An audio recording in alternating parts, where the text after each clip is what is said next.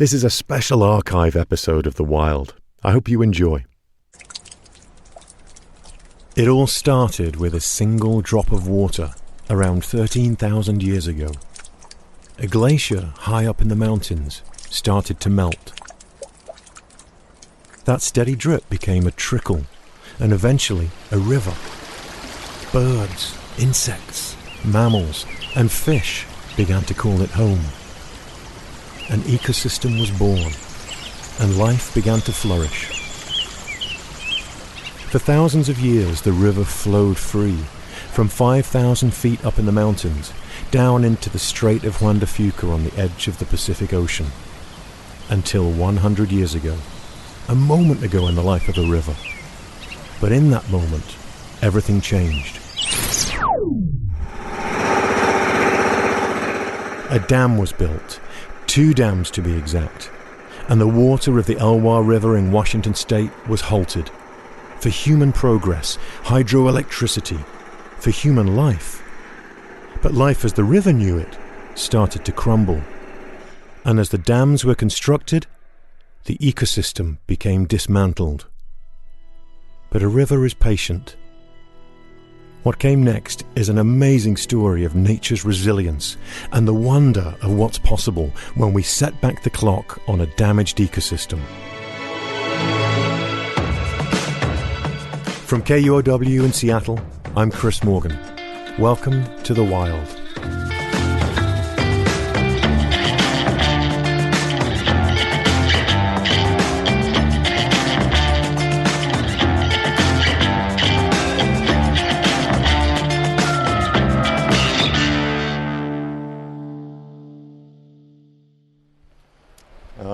Cool, okay. I recognize it from the photographs. That's right. Awesome. Right. So it would have been from that piece of land there to that piece there? Right. Standing at the end of a short hiking trail, only about a quarter of a mile from a parking lot, I'm squinting to see.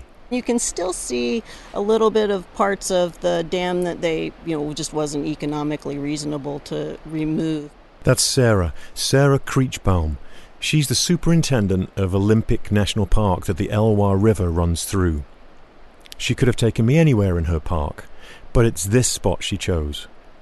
5 years ago, there was a dam right over there, and now it feels like hallowed ground for me, because that dam is no longer there, and nature is fighting its way back. But now they're getting a little bit overgrown with plants, which is, of course, what we want to have happen. Yeah. In the late 1800s, a Canadian entrepreneur arrived on the scene, Thomas Oldwell. And when he looked at the Elwha River, he saw a business opportunity. All that water rushing down the mountain was energy that he could harness and control by building a dam. It was the turn of the century, and that's what we did to control water and create electricity for people and moving into the area. So. Made perfect sense at the time. They just weren't very friendly for fish. Fish. You see, this is the Pacific Northwest, and fish, salmon, are woven into this place like nowhere else. For thousands of years they've swum and spawned in the Elwha, part of this river's lifeblood. But that lifeblood was severed in 1913 when the dam was completed. This created a massive ecological disruption and cut off the salmon runs that the local tribe, the Elwha Klallam Tribe, had relied on for centuries. Oldwell didn't comply with a Washington state law that required the construction of a fish passage around dams. He eventually agreed to build a fish hatchery to appease the state, but it failed and was shut down. A second dam was built above the first in 1927. The dams provided power to communities around the Olympic Peninsula for about 100 years. But as nearby cities like Port Angeles grew, the dams couldn't meet the demand for electricity. It seemed like they'd outlived their usefulness. In 1979, the federal government recognized that the tribes of the Pacific Northwest had been denied the right to their historic fishing practices. That, combined with the fact that the dams were aging, got the ball rolling on an ambitious idea. What if the dams could be removed entirely? The only problem was that nobody knew how to do it, and it had never been done before, so it was predicted to be very scary and very costly. After years of lobbying and a lot of debate, Congress passed the Elwha River Ecosystem and Fisheries Restoration Act in 1992. The dams would be coming down. Nearly 2 decades later, the physical process of removing the dams began. It took 3 years, but finally, on August 26, 2014, demolition was completed. The Elwha River was freed.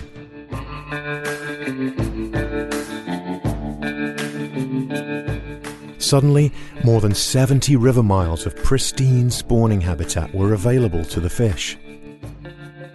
The removal was the largest line-item construction project in the history of the National Park Service, $325 million. But looking at this site now, you wouldn't know that a giant concrete slab used to stand right here. It's just extraordinary to move back and forth in your mind between what was and what is now. I wish people could see the huge beaming smile that's on your face right now, yeah. This feels odd to me in such a wonderful way. It's strange but so thrilling to see something natural restored instead of destroyed. And for an ecologist like me, I'm dying to see what's happening, how this river's ecosystem is changing. That's sort of the fun part.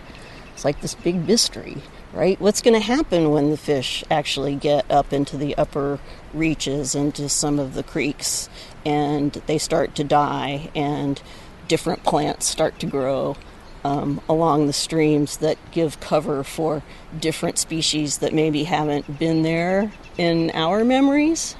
What's going to happen when we have more black bears, say, coming down into the Elwha Valley?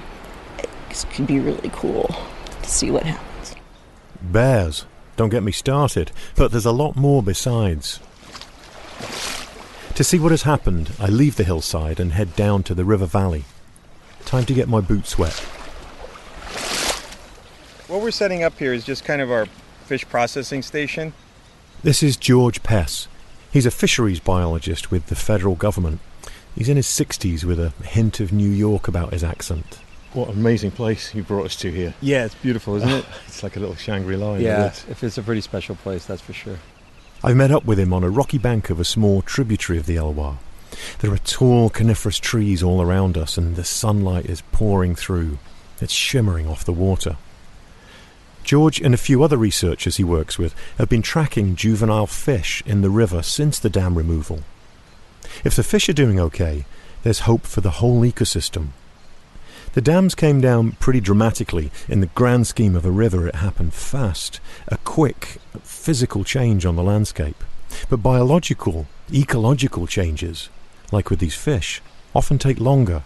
So it takes several generations to actually see those changes. You see immediate changes sometimes with their offspring more so than themselves almost. George and the young salmon are on the front line of the changes that are happening here. The fish might be able to give us clues as to how future generations will use this now wild river. George and his team count and measure the fish, but to do that, first they have to catch them. So the fish will be caught using the electrofisher. The electrofisher is a metal rod attached to a battery that sends a mild electrical pulse into the water. And basically what's going to happen is he's going to shock up. He'll stun them, and you'll just see him floating or kind of moving away, and we grab him with the net and just put him in the bucket. Just to be clear, this doesn't harm the fish. It briefly stuns them so George and his team can quickly count them and return them to the river. It's a system that's used a lot. George's colleague Mike McHenry steps into the water wearing a metal-framed backpack contraption. It looks like something out of a Ghostbusters movie. And it has what looks like a long grey tail trailing behind him. That's the ground wire. I know when I started my career, the shockers were extremely heavy. Basically, we're carrying a car battery around. Now they have lighter lithium batteries, but the process is still the same. We're all wearing waders with rubber boots on so we don't get shocked standing in the water. Seems like a small but important detail. 3 of us are holding poles with small dinner plate-sized nets on the end, and we flank Mike, who's standing in the middle of the water with his shocker. All right, so we got netters, we got buckets. Mike puts the metal rod into the water. It's about 3 feet long, and he pushes a button and it sends out an electric pulse. It makes a high-pitched sound. Out of the murky water, I start to see tiny fish float up. And try and dry the fish to you. Stunned but alive, laid out flat on their sides.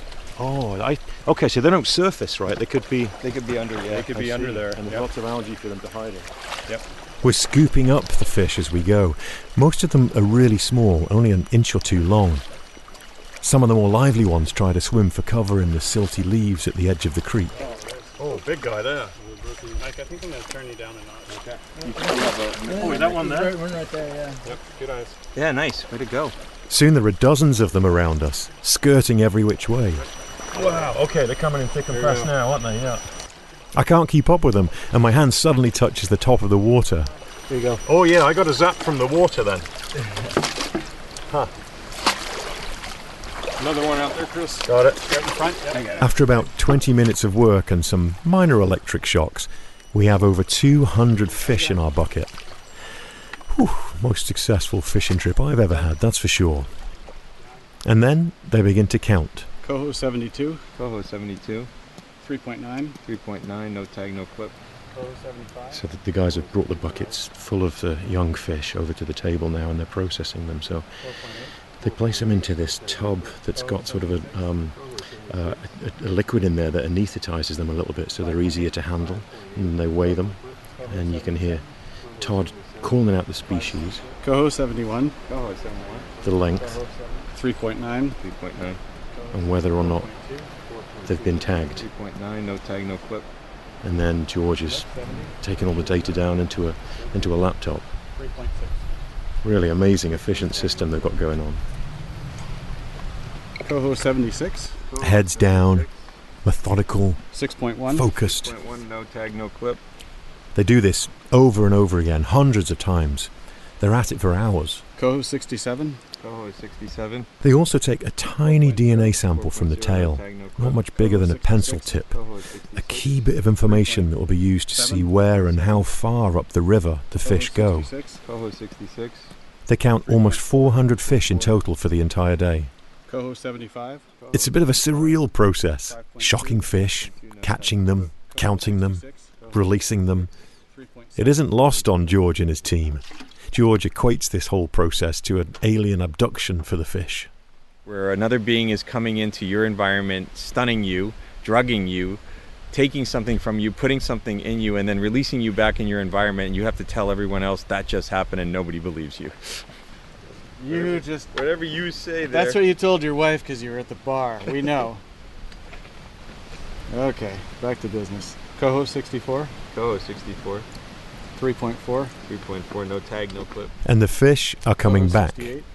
When the dams were in place, only about 500 to 2,000 Chinook salmon were returning each year. Now that number is about 7,500, up to 15 times more. For the Lower Elwha Klallam Tribe, salmon have always been an essential part of their livelihoods.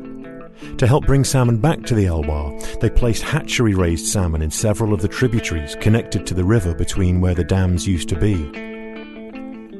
Unlike farm-raised fish, hatchery salmon are raised specifically to be released back into the wild. In the first 2 years since the dams were removed, George and his team found that almost all the fish coming back to these areas to spawn were the offspring of those hatchery fish. But that's changing.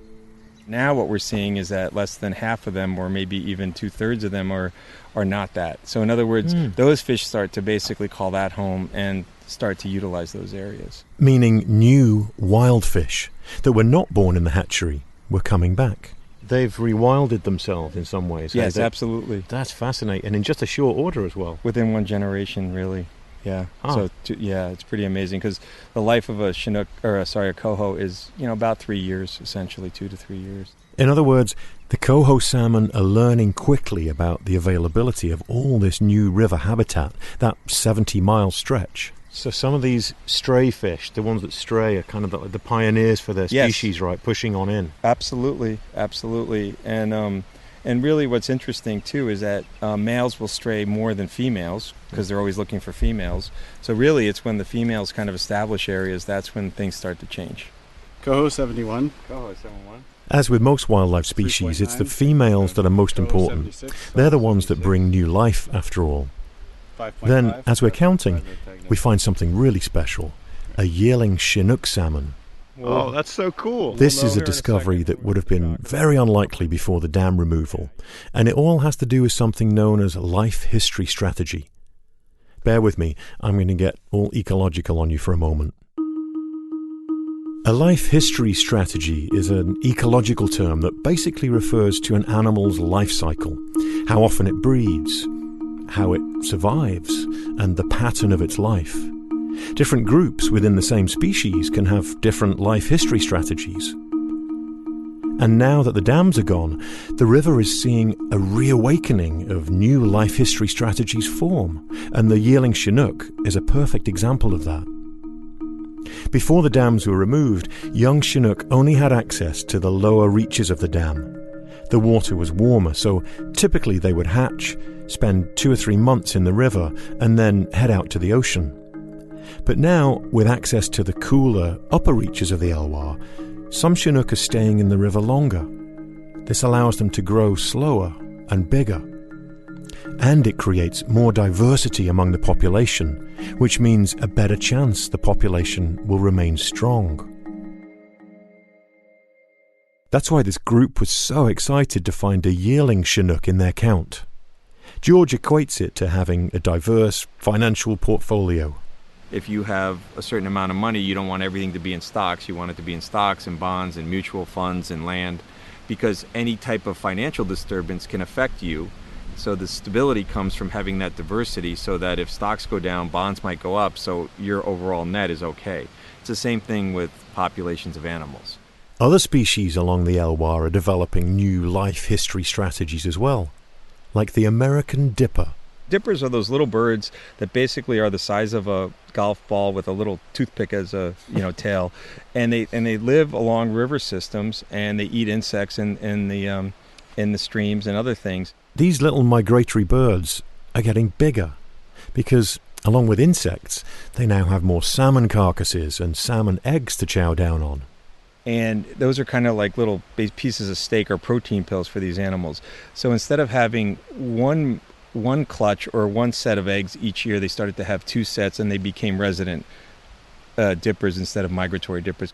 So with so many rich nutrients available to them, the American dipper stopped migrating away from the Elwha and started sticking around all year long.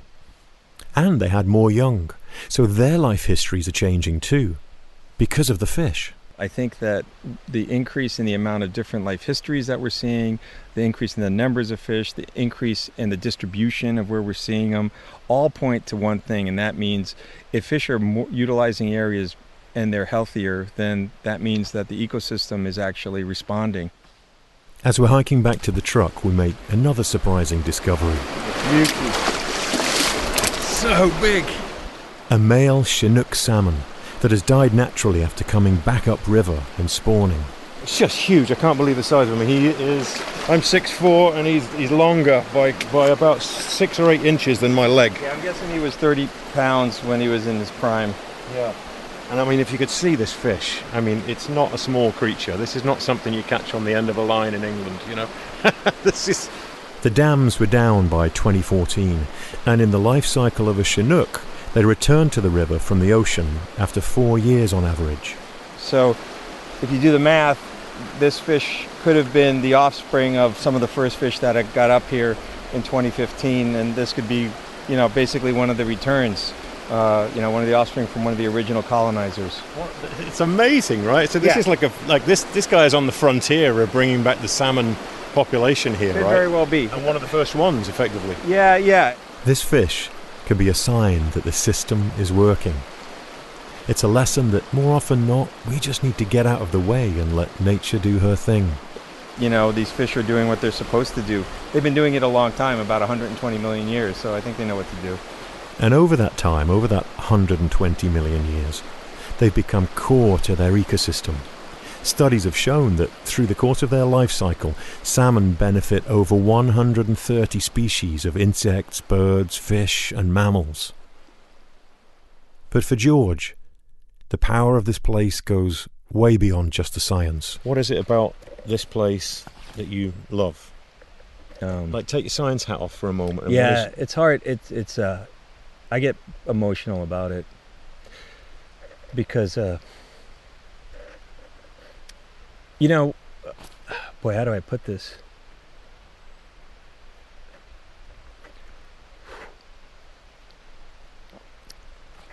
This place and my personal part of it,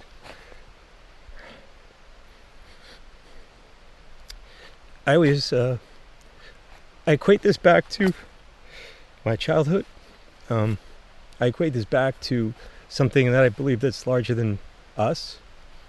It's a very humbling experience to see these large-scale things occur in front of you in your lifetime, and ultimately it brings me joy and happiness because that there's a plan, and I might be part of it, but you know, there's so much more to it than us.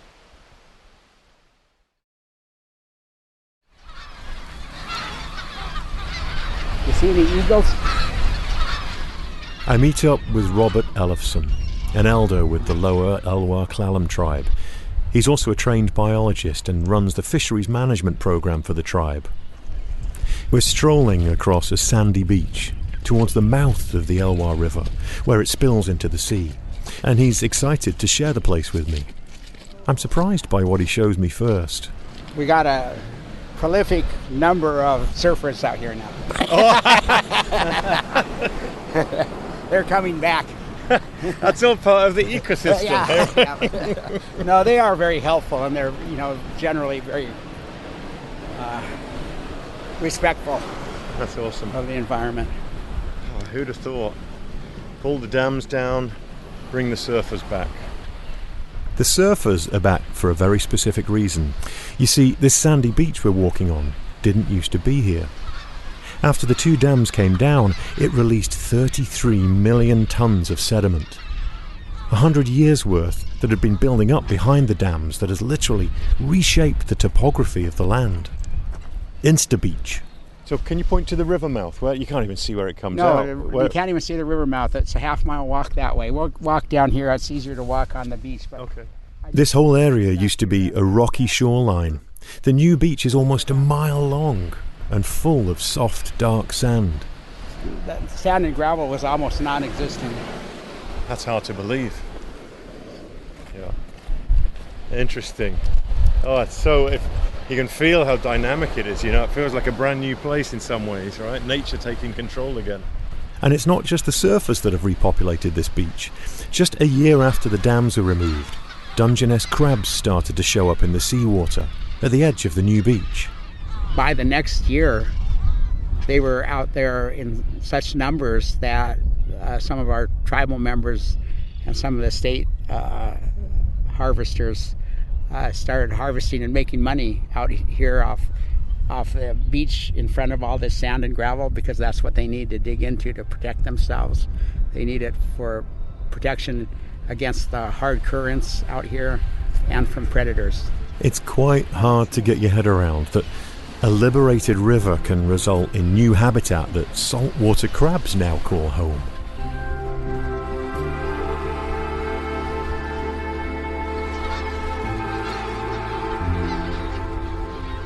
The dam removal made massive physical changes to the landscape, and nowhere are these changes more visible than standing on this beach. All this change offers new ways for wildlife to live. The dipper doesn't need to leave to find food. Crabs can call this beach home now, and salmon transition from saltwater to freshwater as they begin their journey upriver to spend time in the higher, cooler parts of the river. The changes to these life history strategies mean the health of this river ecosystem is improving. And Robert wants to return full circle to his ancestral history too.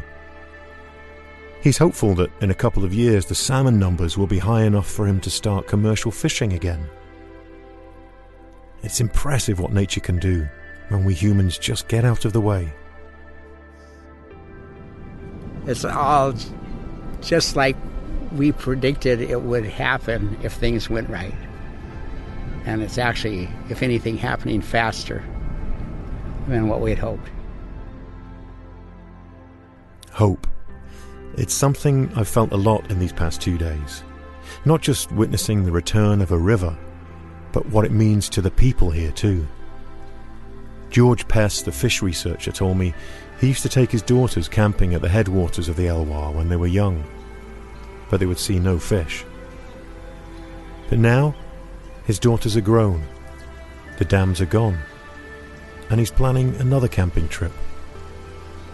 And I'm really looking forward to taking them up there when there's enough fish up there that we sleep at night and you can smell them, you know, and you can hear them at night spawning, and just, you know, that's a touchstone, you know, that's a change, profound change. So to me, that's really what it's all about ultimately. These profound things are possible because nature is resilient and dynamic, and sometimes it just means supporting her, giving nature the opportunity to bounce back. As I was looking down at the site where the dam used to be with Sarah, the superintendent of the national park, she brought it all into focus about how so many different people and walks of life and interest groups came together to do something big, to remove 2 giant dams. That's crazy talk, man. Nobody goes there. Good things aren't ever easy, but we pulled it off. It's energy and a story like this that really does make it feel like anything's possible. And I don't know about you, but that's a story that I need to hear right now, right? I need to hear that human beings, when we do our best, can do something on this magnitude. To me, that's the message for the future. Am I allowed to hug you even though you're in uniform?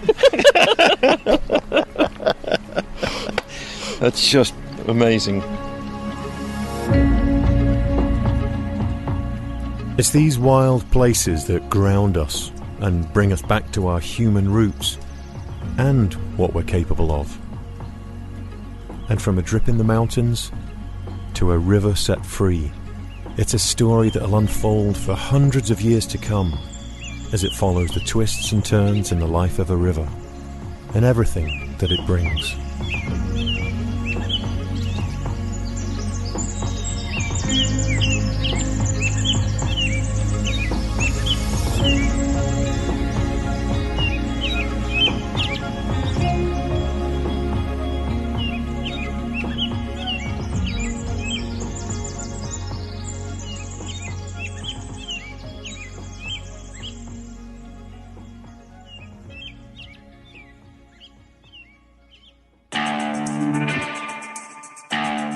We'll be sharing some amazing photos of the Elwha River restoration taken by our photographer Megan Farmer. Thanks, Megan.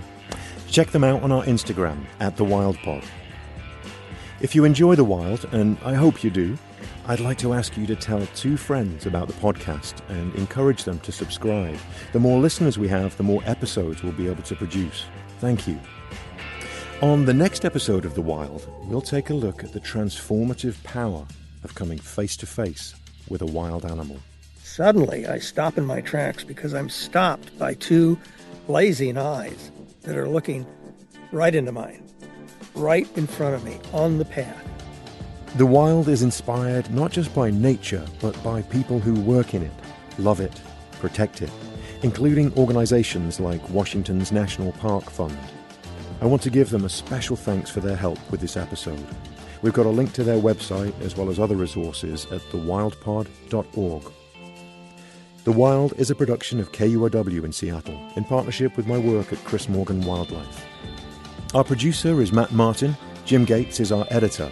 Our production team includes David Brown, Juan Pablo Chiquiza, April Craig, Daya Oxley, Tio Popescu, Maria Powell, Brendan Sweeney, and Jeannie Yandel. Our theme music is by Michael Parker. Thanks, everybody.